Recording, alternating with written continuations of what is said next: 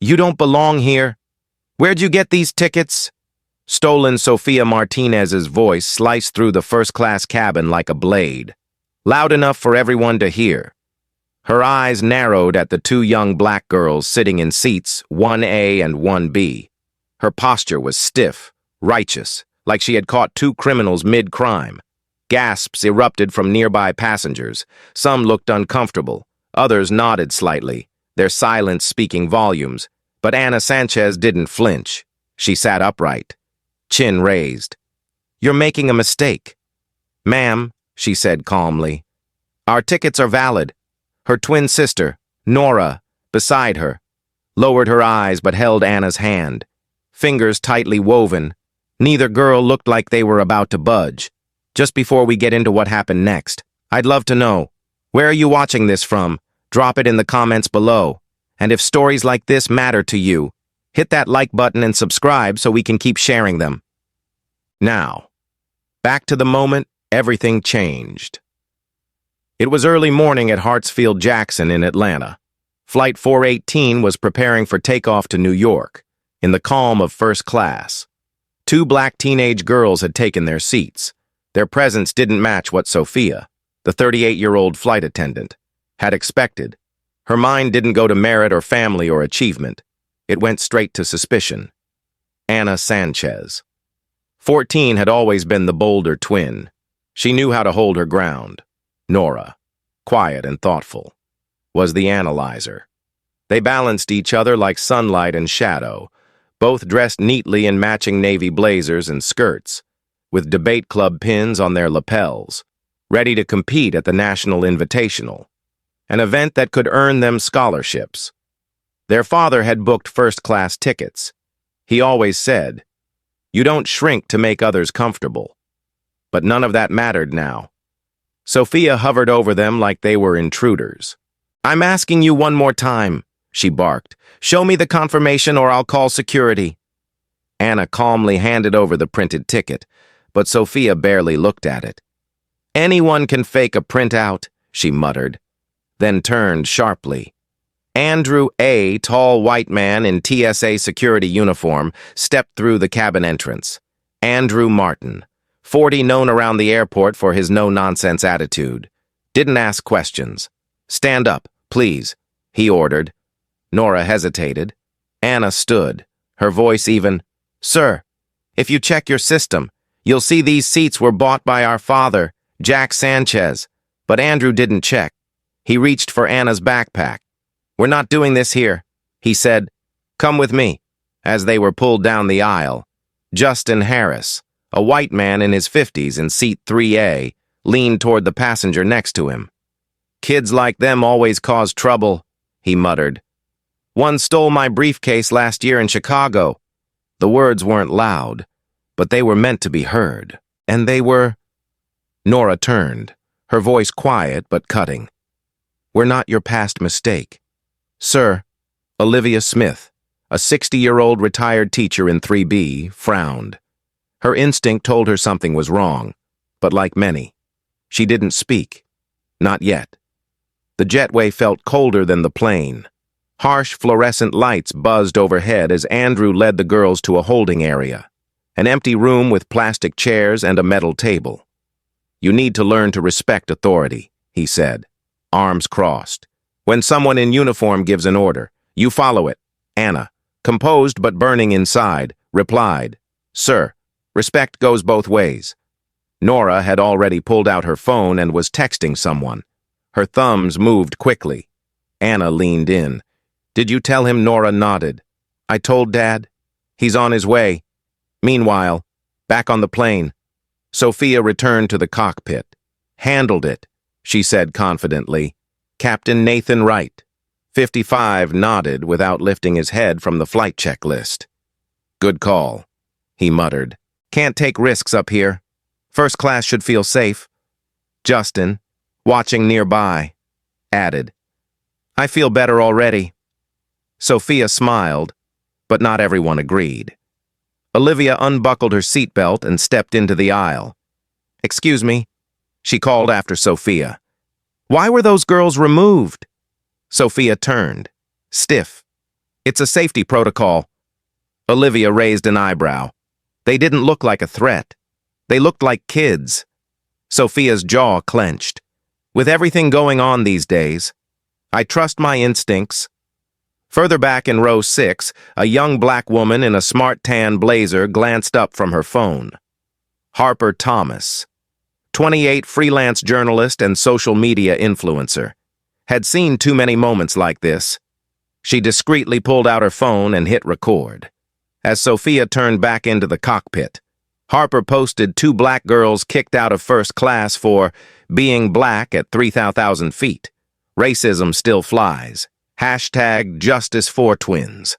The video uploaded in seconds. Within minutes, it had 1,000 views. Then 2,000. Then 5,000. Still in the cabin. 24-year-old Camilla Morris, a black trainee flight attendant, felt her chest tighten. Something wasn't right. She slipped into the galley and checked the passenger manifest. Her eyes scanned the list and stopped. Anna Sanchez and Nora Sanchez, seats 1A and 1B, confirmed. She approached Sophia. Ma'am, their tickets were real. I checked. They're on the manifest. Sophia's eyes narrowed. Stay out of this. You're still learning. Watch and don't interfere. Back in the holding room. Anna sat still. He's almost here, Nora said, glancing at her phone. Anna nodded. They're going to regret this. Just then, Harper's video passed 5,000 views. The comments poured in. Shameful. Sue the airline. This is why we need cameras on flights. The incident was spreading like wildfire, and Jack Sanchez was on his way. Jack Sanchez, 45, had built American Sky Airlines with his own hands. From working baggage to running logistics to becoming the youngest black CEO in the airline industry. He knew exactly how airports worked and how they failed. The moment he got Nora's text, he didn't call, he moved. While the girls sat in that plastic chair room, heads held high, and the crew prepared to take off without them. Something much bigger was taking off in real time, a storm the staff never saw coming. And at the center of it, 2 young girls who did everything right, but were treated like they didn't belong. And now, the man behind their tickets, behind their upbringing, behind the airline itself, was walking into the terminal. Who is Jack Sanchez? And what will he do when he confronts the people who humiliated his daughters? Andrew Martin stood stiffly in the corner of the holding room, arms crossed, eyes hard. The sterile light above flickered faintly, casting cold shadows over the 2 girls seated in front of him. Anna sat upright, chin held high, while Nora remained composed, thumbs dancing over her phone, checking for updates from their father. The tension was suffocating. Andrew hadn't offered water, hadn't checked their boarding information, hadn't even asked their names. You need to understand something, he said, his voice laced with condescension. When authority speaks, you listen. That's how we maintain order. Anna met his gaze calmly. Sir, order doesn't mean ignoring the truth. Our names are on your manifest. Andrew scoffed and looked away, refusing to verify anything. His mind was made up. In his eyes, they were 2 disruptive kids who didn't belong in first class. Outside the room, passengers were still boarding, the cabin murmuring with low chatter and growing curiosity. Sophia Martinez stood with her arms folded at the galley, speaking in hushed tones to Captain Nathan Wright. They acted defensive, she explained, didn't even offer IDs at first. Nathan, a man who prided himself on keeping things running smoothly, nodded. You made the right call. These days, you can't be too careful. Nearby. Justin Harris leaned back in his plush seat, adjusting his gold watch, his voice dripping with authority as he shared his story with a curious passenger beside him. Last year in Chicago, a young black teen snatched my briefcase, gone in seconds.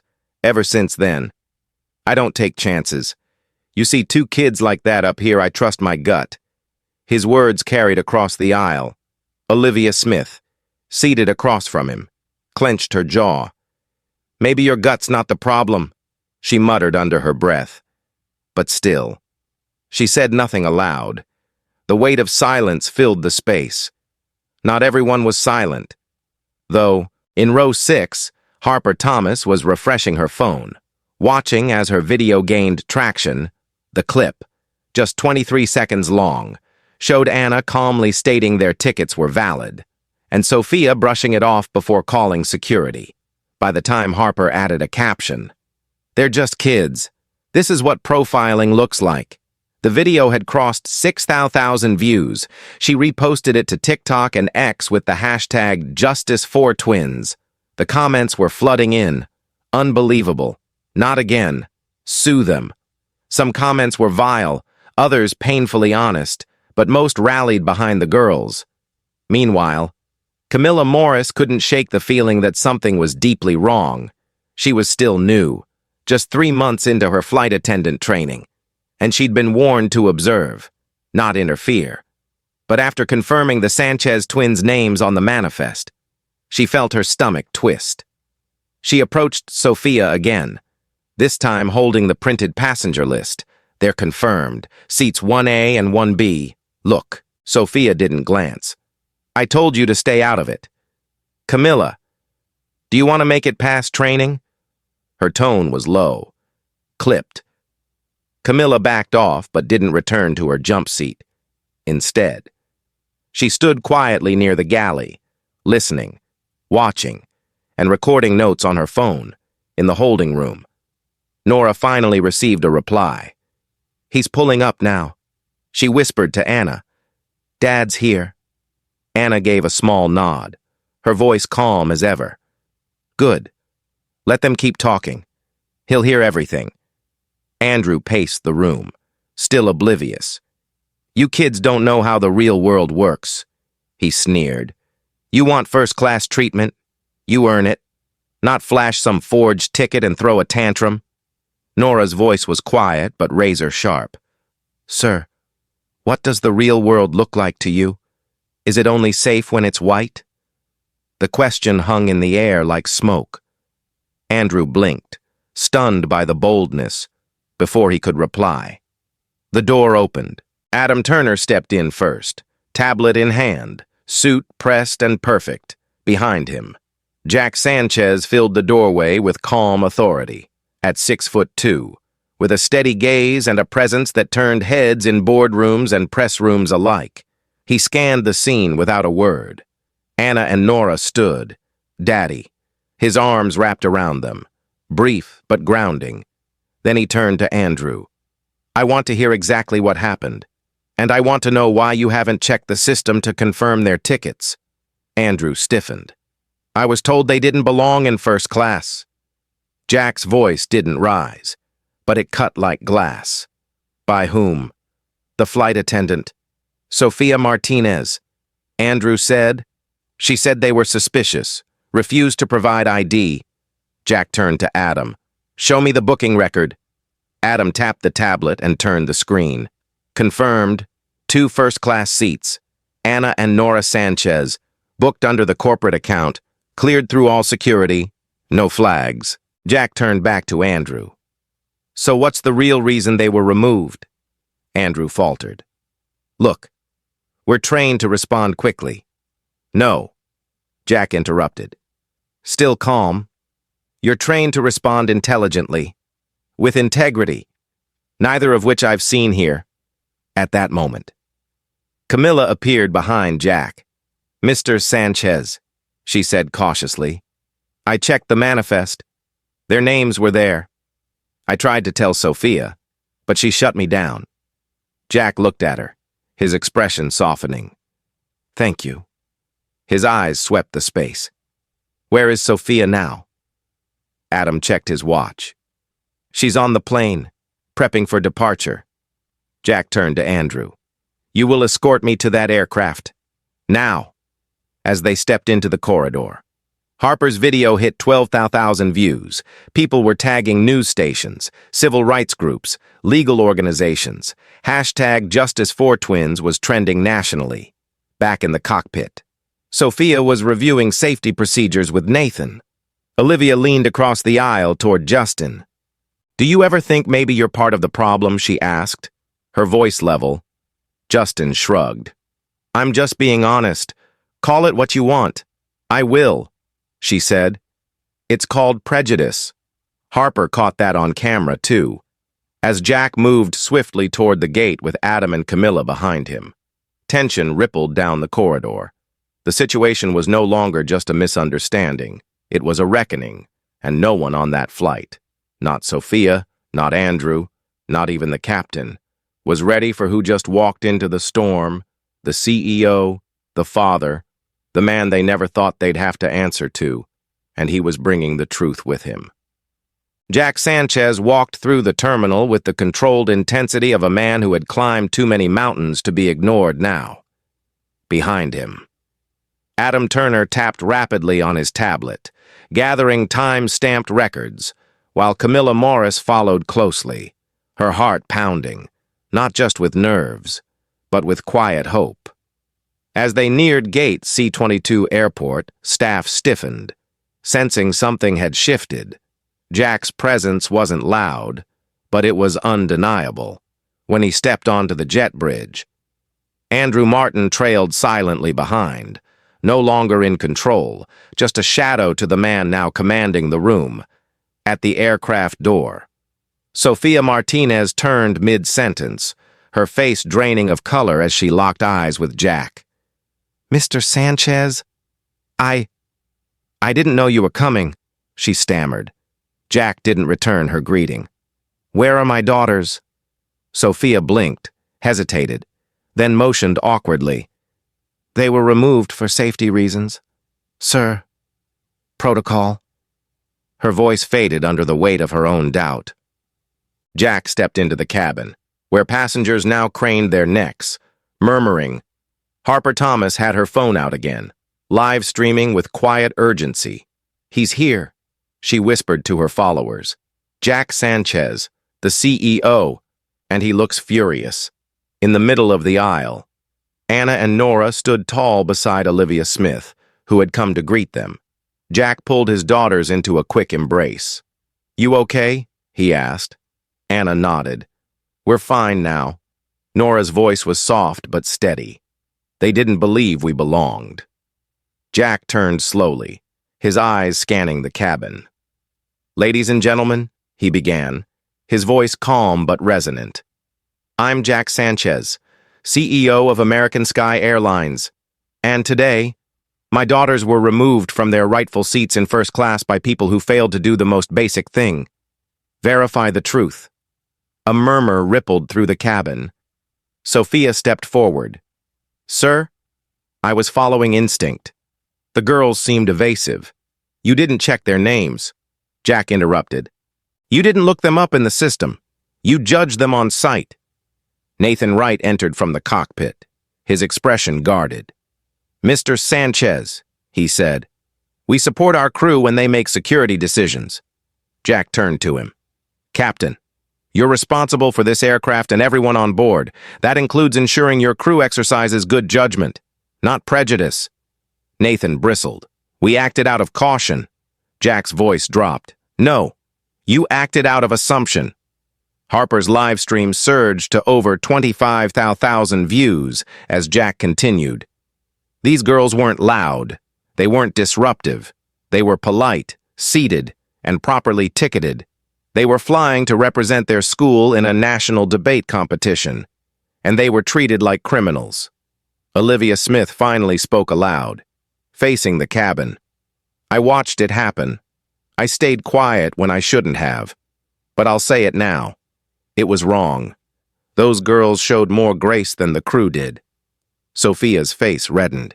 "This is getting blown out of proportion. I didn't mean anything by it. Intent doesn't erase impact." Jack replied, "You may not have meant to humiliate them, but you did." Camila, standing near the galley, held up the passenger manifest. "Here's the record.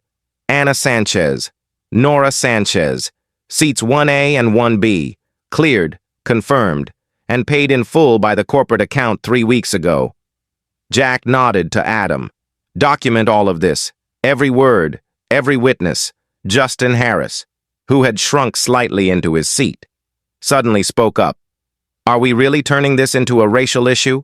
Can't it just be a mistake? Olivia turned to him.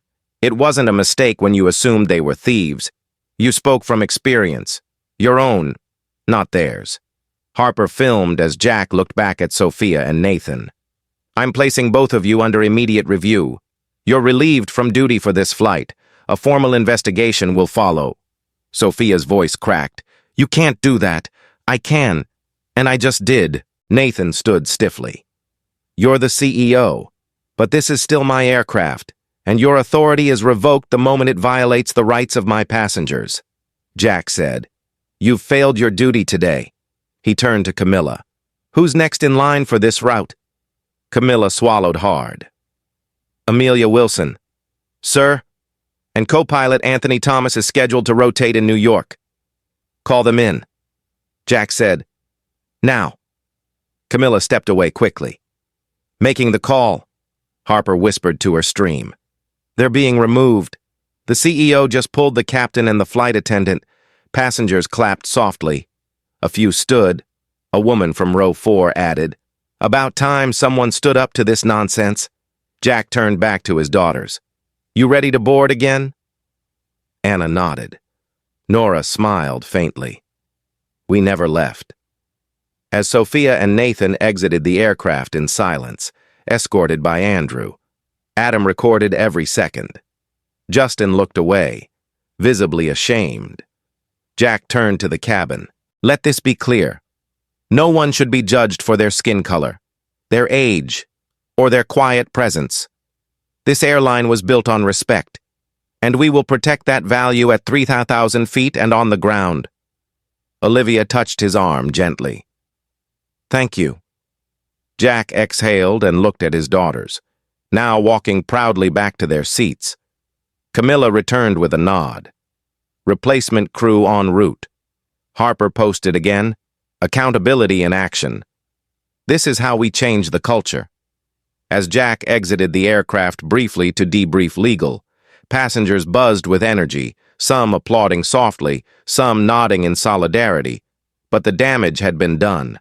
And now, justice was catching up fast.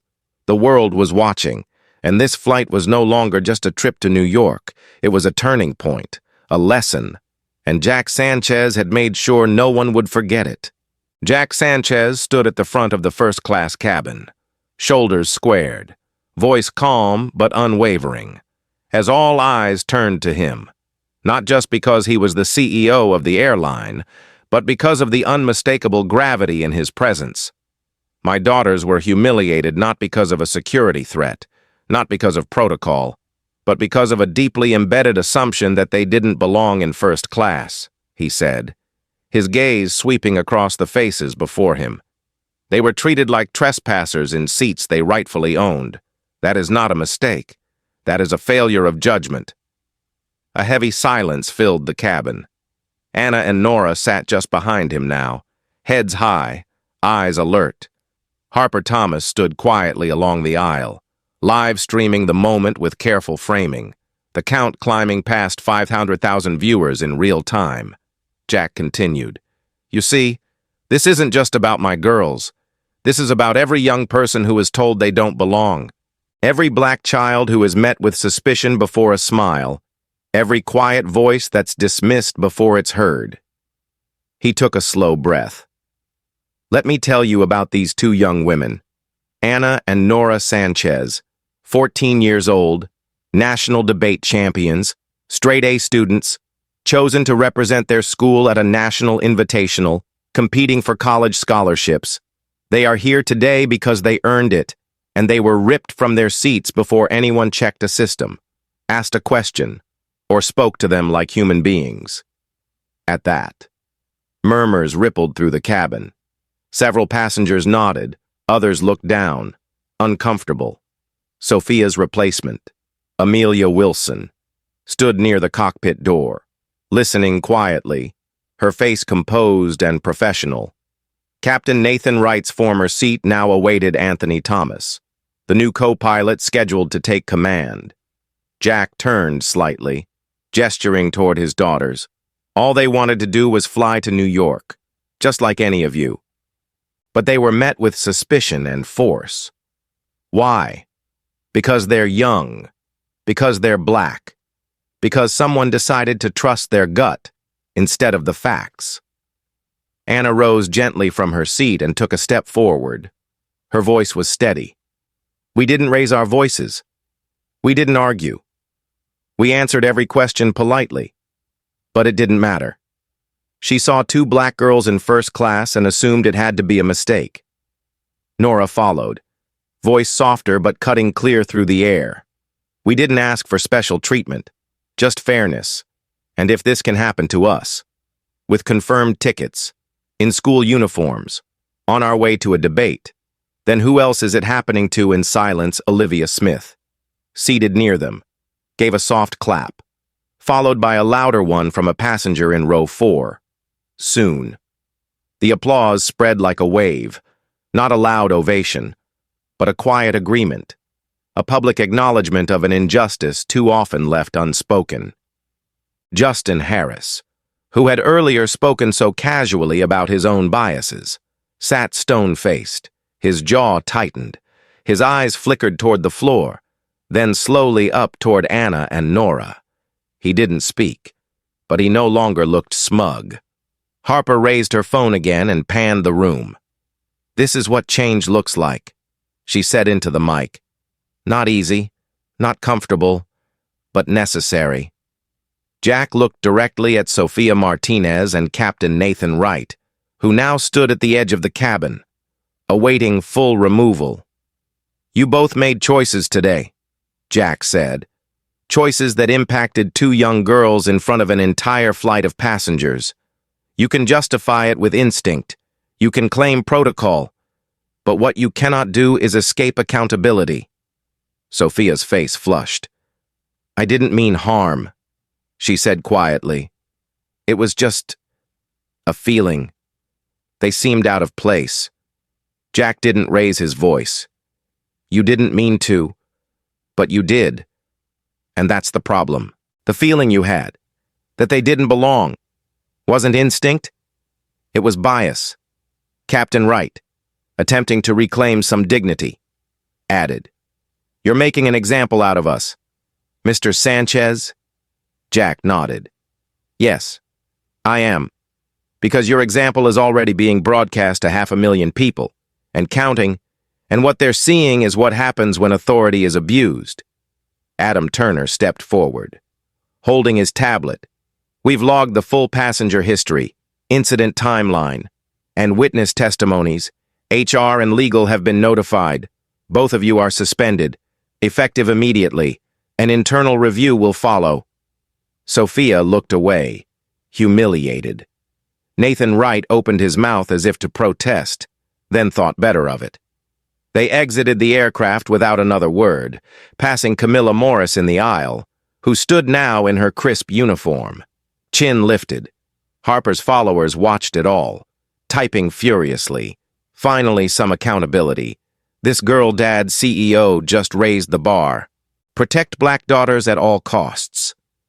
Jack turned back to the passengers. "This flight will continue. A new crew is in place. But let this moment stay with you. Not because it was dramatic or viral, but because it was real, and because it happens too often without consequence." He stepped back toward his daughters. "Come on, let's sit." As they settled back into their original seats, 1A and 1B, the atmosphere shifted. What had been a tense, conflicted space just moments ago now held something else: respect. Quiet. Maybe, but genuine. Amelia Wilson began the safety briefing with a calm professionalism that drew nods of appreciation. Anthony Thomas, now in the cockpit, prepped the final clearances for takeoff. Jack turned to Anna and Nora. "You did good," he said softly. "You kept your heads. You didn't let them take your dignity." Anna leaned against him for a brief second. "We learned it from you." Harper closed her stream with a final thought. "This isn't just a story about two girls and a flight. It's about power, perception, And what happens when someone finally says, enough? As the cabin doors closed and the wheels rolled down the runway, no one could deny that something had shifted. Not just on Flight 418, but in the hearts of everyone watching, and justice, long overdue, had finally begun its descent, back in the terminal. The consequences of what had unfolded aboard Flight 418 began to spread like ripples in a pond, no longer just confined to Gate C-22 or the smartphone screens that had recorded it. Jack Sanchez wasted no time. The moment he stepped off the aircraft, he called a senior operations manager, initiating the formal suspension process for Sofia Martinez and Captain Nathan Wright. Effective immediately. He said into his phone, his voice composed but sharp, "Both are to be removed from the roster pending investigation. I want statements from every crew member and access to internal communications from this flight." Adam Turner, never far from his side, was already compiling the timeline. Every misstep, every witness quote, every detail, inside the aircraft. Amelia Wilson and Anthony Thomas took over with quiet professionalism. Amelia greeted each first-class passenger again, including Anna and Nora, with a warm but respectful tone. "Welcome aboard," she said, as if to reclaim what had been taken from them earlier. Anthony adjusted the cockpit settings, ran the pre-flight checklist, and radioed the tower for final clearance. Camilla Morris, still visibly shaken from being silenced earlier, now stood tall in the front galley. Jack had taken a moment before leaving to thank her directly. "You stood up when it wasn't safe to do so," he told her. "That takes more than courage. It takes character." Camilla blinked back tears. "I just didn't want them to think no one saw them." "They'll never forget that you did," he said, and with a nod, quietly requested her immediate promotion review. Word of her integrity had already reached corporate. Meanwhile, Harper Thomas's video was nearing 800,000 views. Her phone buzzed constantly as comments poured in. News outlets requested interviews, and hashtags like Fly with Dignity and Justice for Twins trended across multiple platforms. "This isn't just a viral clip," she posted in a follow-up. "This is a culture check. This is a mirror held up to every unchecked assumption." Olivia Smith, still sitting beside the twins, pulled out a small notepad and began writing. "What are you doing?" Anna asked.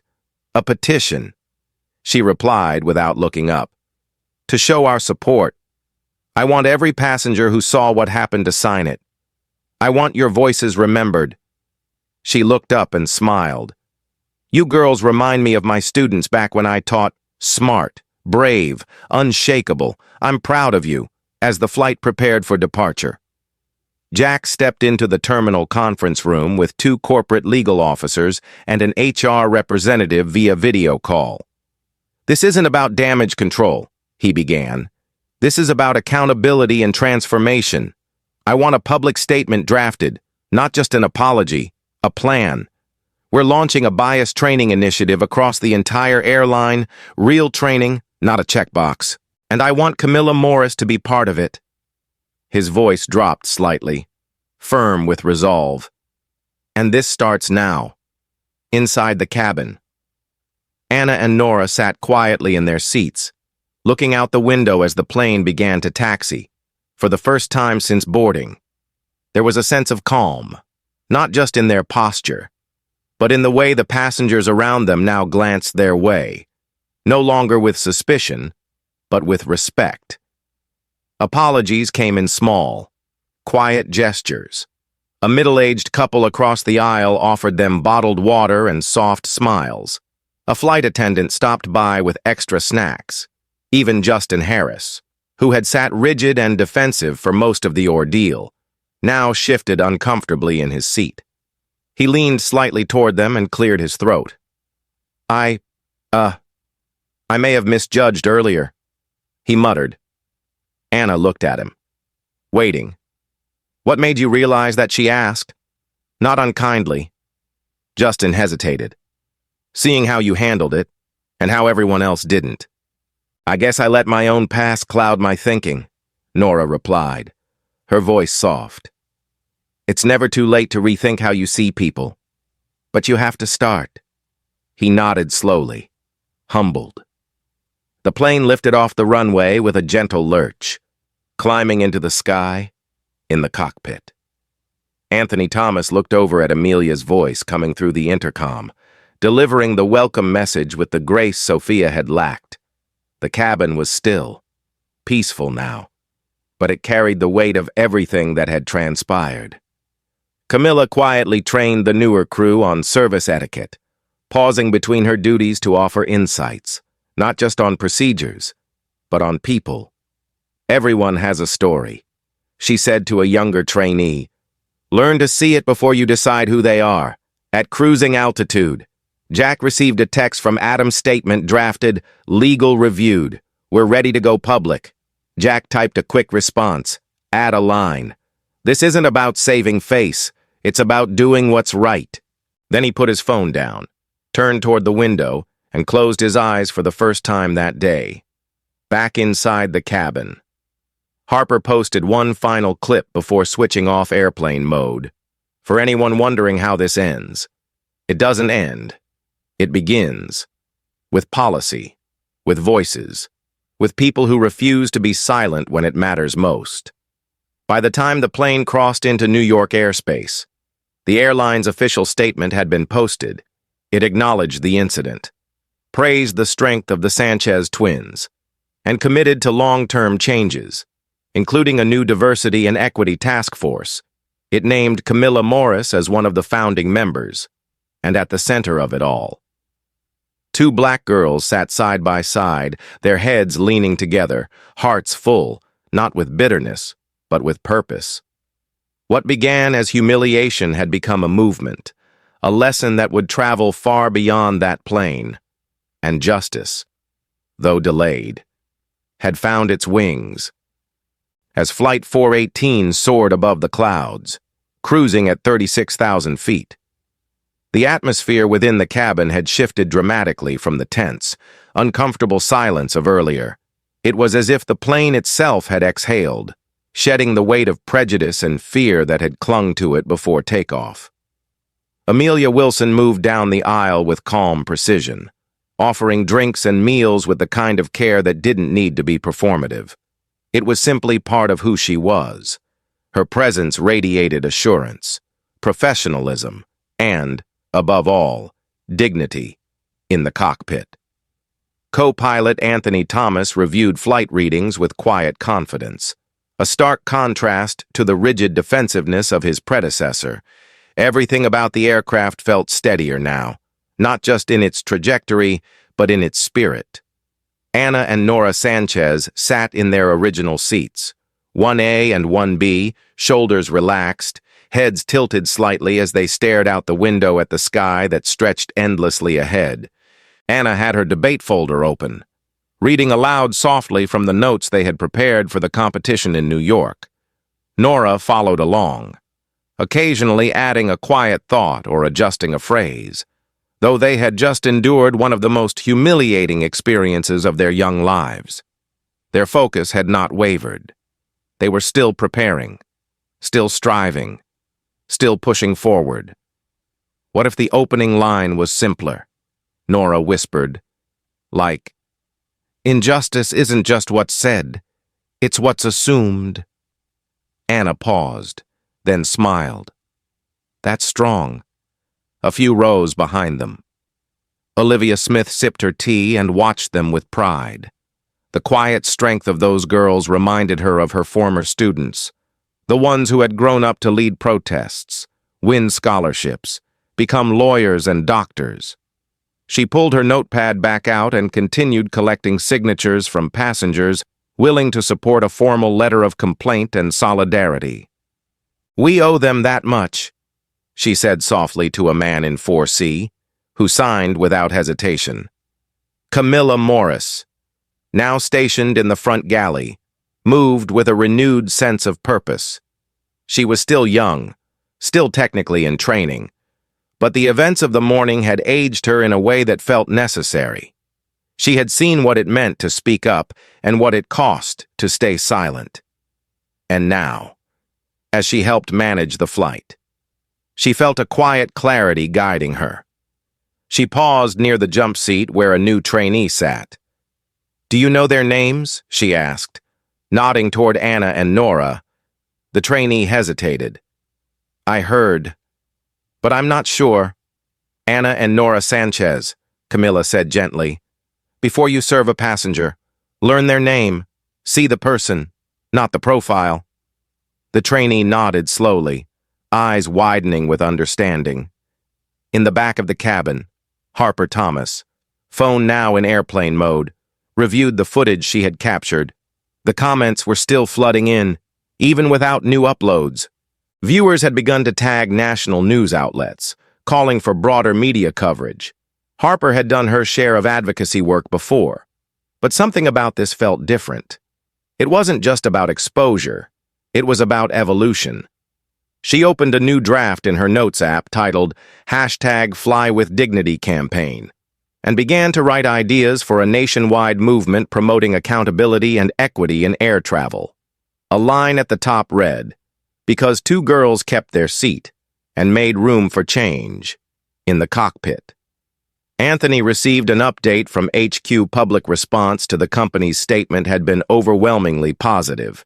There was praise for Jack Sanchez's transparency, admiration for how the girls had handled themselves, and even tentative acknowledgement from critics who'd once dismissed conversations about bias in air travel as exaggerations. A message had been sent, and it was being heard. Meanwhile, Jack Sanchez, seated in row 1C now that his daughters had returned to theirs, glanced out the window with a rare stillness in his expression. He had spent years building American Sky Airlines into one of the most respected names in aviation. But today, none of that mattered more than his daughters' safety, their dignity, and their sense of belonging in a world that too often challenged it. He glanced over at them again. They weren't smiling, but they were focused, calm, intact, and that meant everything. He leaned over and spoke low enough for only them to hear. "You don't have to be loud to make change. Sometimes, just being present is power." Anna reached across and gave his hand a quick squeeze. Nora offered a soft nod. "We're listening," she said, "and we're learning." As the plane gently began its descent toward New York, Amelia's voice came over the intercom. "Ladies and gentlemen, as we prepare for landing, we thank you for your patience today. We hope this flight reminds you that kindness isn't just a courtesy, it's a responsibility." A few scattered claps followed. Olivia looked up from her notepad. "She said that well." She whispered to the passenger beside her. "Very well." Camilla smiled in the galley, pride glowing beneath her calm exterior. For her, this was more than a flight. It was a turning point. She had faced pressure, silence, fear, but she had acted. And now, she was no longer just a trainee. She was part of something larger, something changing. Harper titled her final clip before landing, "From Humiliation to Hope, the Flight That Started a Movement," and drafted a subtitle, "Two Girls, One Plane, A Country Watching." The feed would go live the moment wheels hit the ground. Across the cabin, heads rested easier against headrests. Conversations resumed in softer tones, and glances toward Anna and Nora now carried something different. Respect, not pity. Recognition, not avoidance. And as the plane's wheels finally touched down on the runway in New York, the passengers applauded, not out of routine, but out of a shared sense that something meaningful had just happened in the sky above them. In that moment, Jack Sanchez looked at his daughters and whispered, "Welcome to New York. You've already won more than any trophy." And in their eyes, those quiet, resilient eyes, it showed. The flight had taken off in tension, but it landed in transformation. The air in New York felt different as Anna and Nora Sanchez stepped off Flight 418, not because of the chill of the city or the bustling terminal lights, but because of what they had just carried through the sky and into the world. With their debate folders tucked under their arms, and Camilla Morris walking behind them with quiet pride. The twins moved with a presence that was no longer just about resilience. It was about purpose. Jack Sanchez watched from a distance as his daughters were greeted by their debate coach at the gate. The coach, eyes wide with concern, rushed forward. "I saw what happened," she said breathlessly. "It's everywhere." Anna nodded calmly. "We're fine. We're focused," Nora added. "We're ready." And they were, hours later, at the National Invitational. Anna and Nora stood on stage, blazers crisp, voices steady, facing down their opponents not with anger, but with precision. Their topic, systemic bias in modern institutions. Their performance wasn't just strong, it was electric. Every example, every statistic, every quote came alive with the weight of lived experience. When Anna ended the final round with the words, "We don't just argue for truth, we live it," the audience rose to their feet. The judges didn't deliberate long. That evening, the Sanchez twins were crowned national champions in their acceptance speech. They dedicated the win to every child who was told, "You don't belong here," and to everyone who stood up and said, "Yes, you do." The applause that followed wasn't just for their eloquence, it was for their courage. Back in Atlanta, American Sky Airlines issued a second public statement, this one more personal, signed by Jack himself. It detailed the steps being taken: a new mandatory anti-bias program for all flight staff, a passenger advocacy hotline, and the creation of a diversity and equity task force led in part by Camilla Morris, who was officially promoted from trainee to assistant director of crew development. "We cannot change what we do not face," the letter read, "but we can choose who we become next." Sophia Martinez and Nathan Wright, now under formal review, were given the option to participate in restorative justice sessions as part of their disciplinary process. After initial resistance, both agreed. Sophia, after reading public reactions and receiving messages from former co-workers and passengers, had begun to confront her unconscious biases. "I didn't see what I didn't want to see," she admitted in one internal debrief. "But I do now, and I want to do better." Nathan, more reserved, said little, but signed up for the company's new mentorship program aimed at re-educating crew leadership on equitable treatment and inclusive command. Harper Thomas, meanwhile, watched her platform explode. Major networks reached out, and she chose to appear only on a few, prioritizing those that centered the twins' voices, not just her footage. She launched a campaign, #FlyWithDignity, featuring stories from other passengers across the country who had experienced similar injustices. The goal wasn't just to expose bias, it was to change the industry from the inside. Donations poured in, which Harper used to fund scholarships for young students pursuing journalism, law, and aviation. Olivia Smith began visiting local schools, sharing what she had witnessed and encouraging students to recognize their voice, their value, and the power of standing up even when others sit down. She published an op-ed titled, "What I Didn't Say at 3,000 Feet, and Why I'll Never Stay Silent Again," which resonated with readers nationwide. As for Justin Harris, after returning home, he sat alone one night scrolling through the video Harper had taken. The moment Anna looked him in the eye and said, "We're not your past mistake." He paused the video and let the words settle. Then he did something unexpected. He opened his social media account, wrote a short, sincere apology, and hit post. "I judged two young women based on a scar I refused to heal. I was wrong. That moment changed me, and I hope it keeps changing me." The post went viral. Days later, he reached out to the Sanchez family privately, not to clear his conscience, but to thank them for opening his eyes. for Jack. Life returned to the rhythm of board meetings, press interviews, and daily operations.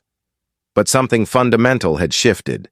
He began every Monday now with a personal call to 3 randomly selected employees to ask them how they were doing and what needed to change.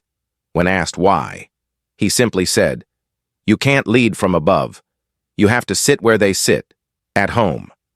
Anna and Nora found themselves invited to speak at schools, youth summits, and civil rights panels. They never portrayed themselves as victims, but as witnesses to a reality that needed reshaping. One morning, standing in front of a class of 6th graders, Nora held up her boarding pass and said, "This paper got us a seat, but our voice, our truth, is what helped us keep it." And the students listened, rapt, not just because of what had happened, but because of what could still happen next. Months later, the girls boarded another flight, this time on a different route, with no cameras, no press, no spotlight. As they walked down the jet bridge, the flight attendant greeted them with a warm smile. "Welcome aboard, Miss Sanchez. Your seats are ready. No second glance, no raised eyebrows, just respect." As they settled into their seats, Jack watched from across the aisle, arms folded gently, pride in his eyes. They didn't have to say anything. The look they exchanged said it all. Their journey was never just about a flight. It was about being seen, being heard, and being treated as equal. And as the plane lifted into the sky once again, it carried with it more than passengers. It carried proof that strength doesn't always shout. Sometimes, it simply refuses to leave the seat it rightfully earned. If this story touched you, like and subscribe for more.